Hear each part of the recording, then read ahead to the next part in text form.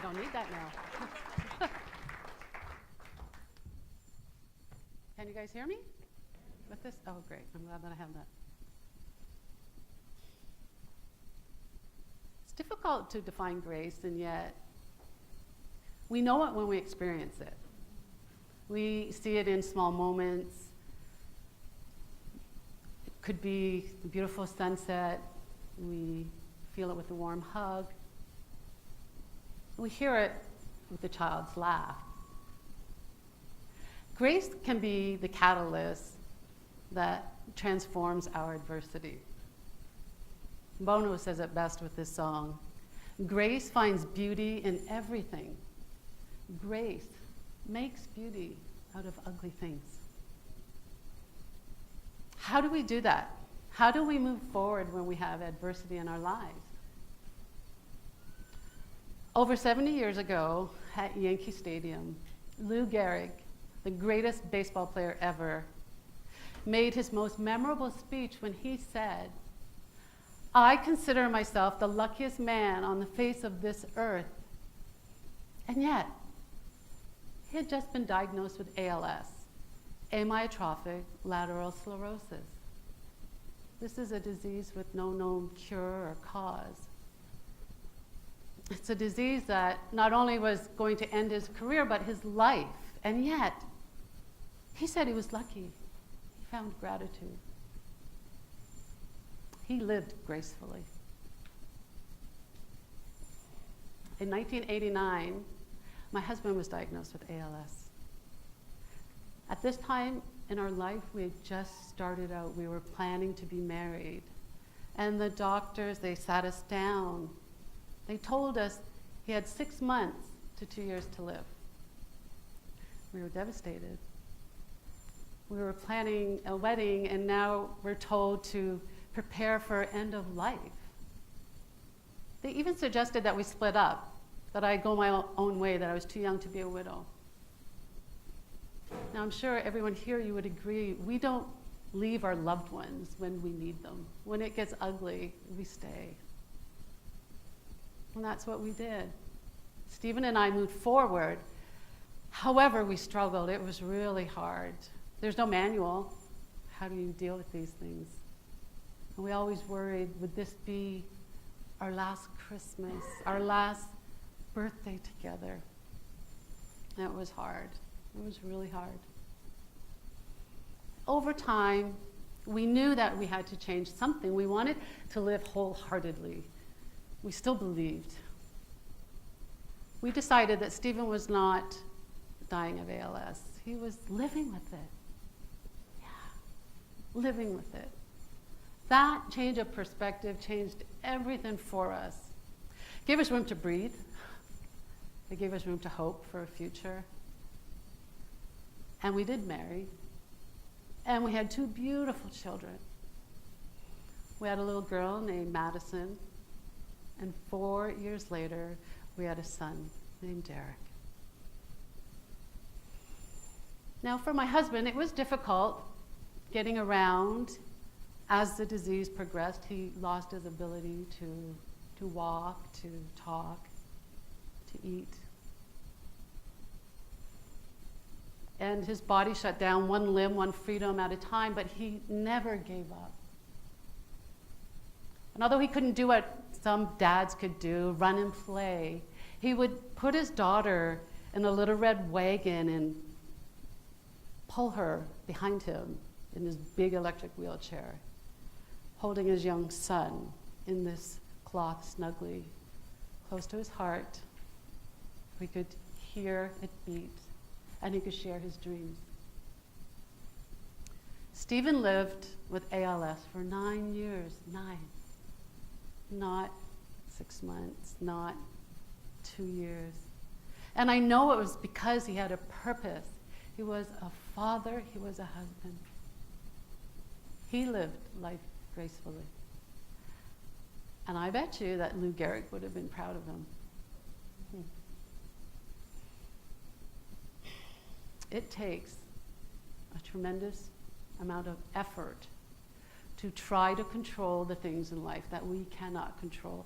And I know, I can tell you because I'm an expert, I tried it doesn't work, we can't. We have to let go and surrender.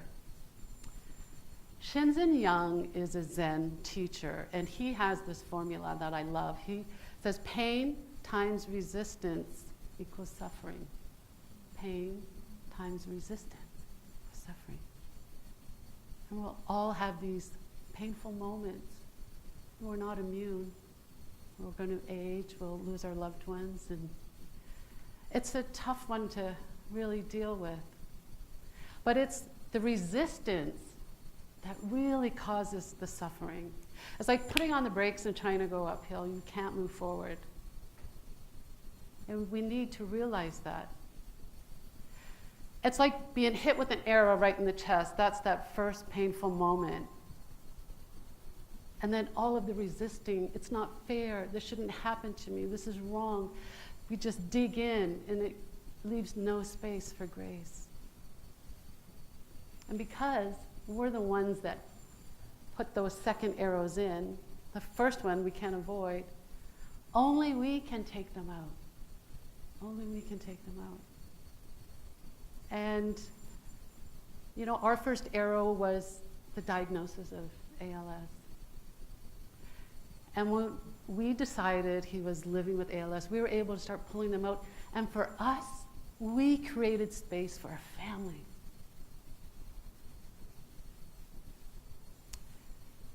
We bravely moved forward, my son, my daughter, and myself. My children were very caring. They were very empathetic, having seen what their father had gone through, and we would raise money for ALS.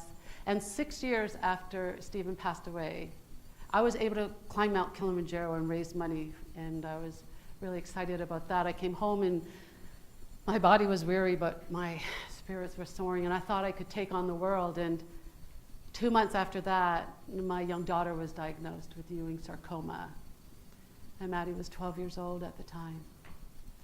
I'm back into the hospital, I'm back with another arrow. She had to undergo 1 year of chemotherapy, radiation, surgery. She spent much of her time confined to her hospital bed. The TV becoming not only her entertainment, her companion. And as she would sit there, like many of us, she would be clicking through 100 channels and nothing really interesting to see. Till one day, she was looking and she saw this little boy, he was 6 years old, walking down a dirt road all alone in Kenya. And she sat up and she looked. And she was 6 when her father had died. And she heard no family, he was hungry, no place to live, orphan, just all of this.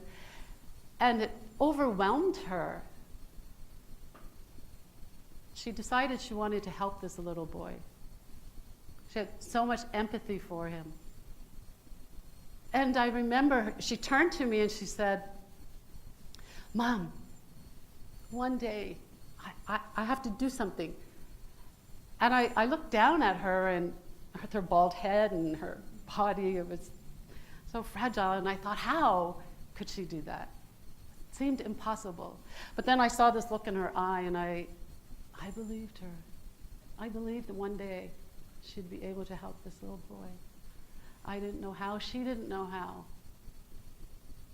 A few months later, my daughter's gifted with a wish from the Children's Wish Foundation. They told her she could have anything she could possibly want. That was fantastic. She had been raised by a single mom, and there were many, many things that she would like to have.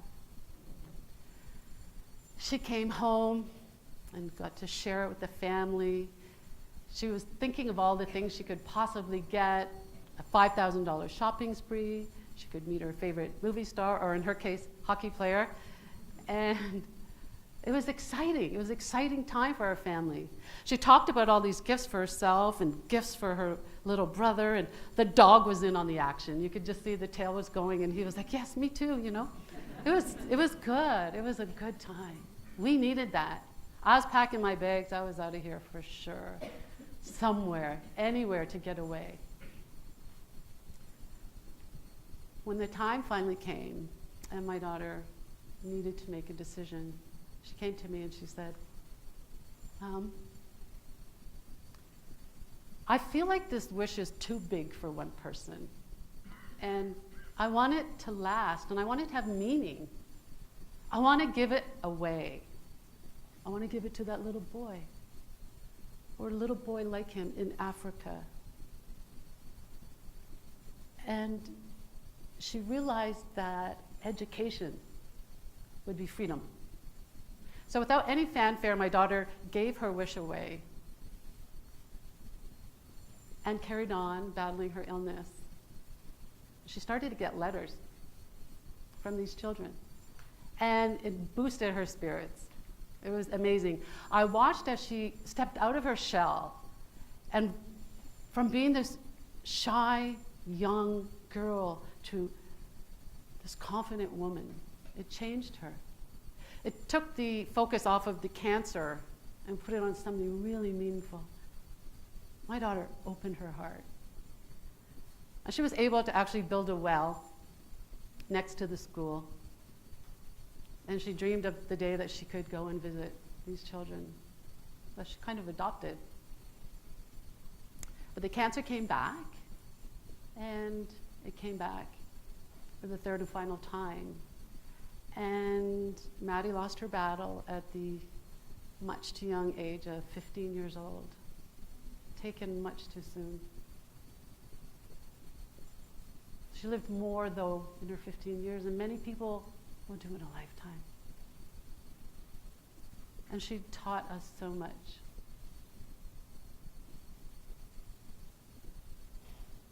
Open your heart, accept. These were the extraordinary lessons from my husband and my daughter. But here's my problem. I'm a soldier, and we fight. That's what we do. We fight. That's my instinct. I fought for a cure for Maddie. I fought for a cure for my husband. And it wasn't to be found, and I built this armor around my heart.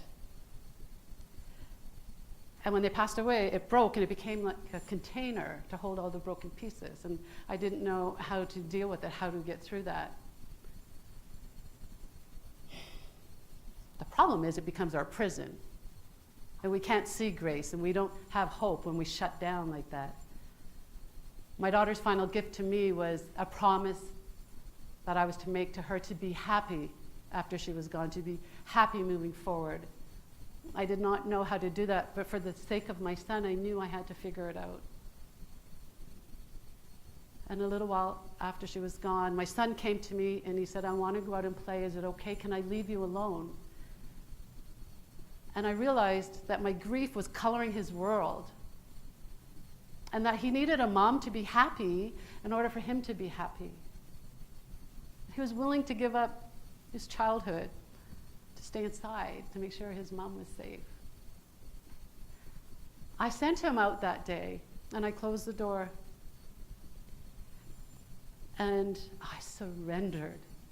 I went down on my knees. This warrior soldier went down, and I surrendered everything. I surrendered my anger, my grief, my shame, my blame, my broken dreams, my broken promises, all of it. And so when I looked down, I swear I saw hundreds of arrows all around me, and I had this great peace. And it took time, but I kept focusing on opening my heart to have freedom. And I realized there's a richness in our adversity. We can find meaning, like someone who's had a car accident or a heart attack and has a second chance. That's the same thing for us.